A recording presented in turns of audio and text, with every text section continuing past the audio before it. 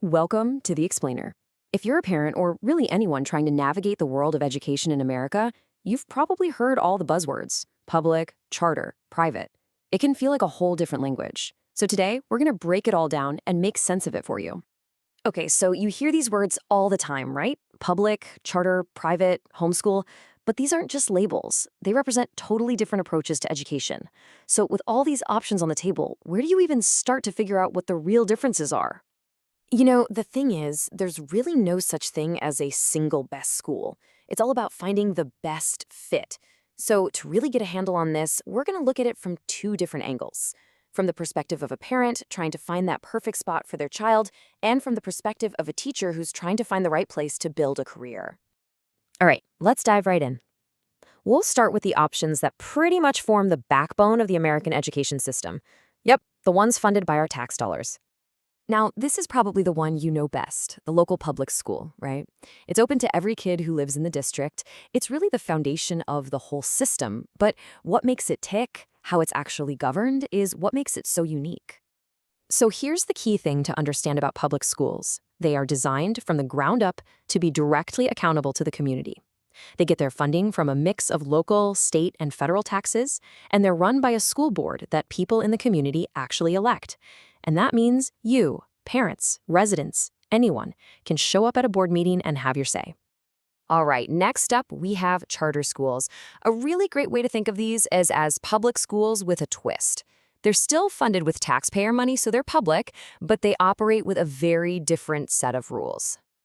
And here's the twist. It's all about a trade-off. Instead of a local school board, charters are overseen by what's called an authorizer. It could be a state agency or maybe a university. This gives them a ton of flexibility to try new things and innovate in the classroom. But, and this is a big but, they have to deliver on the promises made in their charter. If they don't meet those goals, they can be investigated or even shut down. Okay, so we've covered the publicly funded options. Now let's shift gears and explore the alternatives that operate outside of that traditional district system. And these are funded and governed in some fundamentally different ways. When you think about private schools, the first thing to understand is the money. It's all about the funding. Because they aren't primarily funded by taxes, they don't have to answer to a local school district. And that financial independence is what gives them their autonomy and their really distinct character. See, because private schools answer to a private board of trustees, not an elected one, they have this incredible freedom to design their own programs from the ground up. This means you get a huge variety of different models, everything from independent college prep academies and boarding schools to religious institutions that weave faith right into their academics. And finally, there's homeschooling, which offers the ultimate level of customization. In this model, parents take on the role of the teacher, and they can tailor everything to their child's specific needs and interests. But it's not a total free-for-all. Because of compulsory education laws, parents still have to work with local agencies to make sure their kids are meeting state standards. So, we've looked at these schools through the eyes of students and parents. But that's only half the equation, right? Let's flip the perspective completely. What are these places like as workplaces? For a teacher, choosing a school isn't just about their teaching philosophy, it's a massive career decision. The environment a teacher works in has a huge impact on their career, their own well-being, and of course, their students. This table really lays out those crucial trade-offs. So in public schools, teachers often get strong job security and solid benefits. A lot of that thanks to unions and tenure, though it can come with more bureaucracy. Charter schools, they might offer more freedom to innovate in the classroom, but often with less job security. And with private schools, you might get those smaller classes, but it can sometimes come at the cost of lower pay and fewer protections. Okay, that was a lot of information. So now what? With all of this on the table, whether you're a parent or a teacher, how can you actually make the best possible decision? For parents, it really all comes down to finding that perfect match. It's not about which school is the best overall, but which one is the absolute best fit for your child.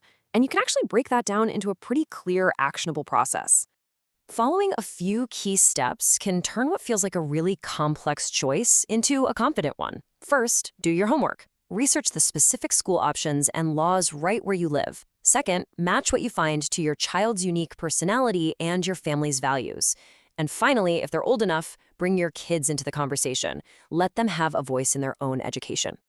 And for educators, the takeaway is just as personal. This quote just gets right to the heart of it. finding the right professional environment is absolutely essential because a teacher who feels supported and effective is better for everyone, especially their students. Ultimately, the American school system is defined by choice. But as we've seen, that choice isn't simple. It's a system of different models, and each one comes with its own set of trade-offs. And those trade-offs aren't just for the students in the desks, but for the dedicated teachers standing at the front of the room too.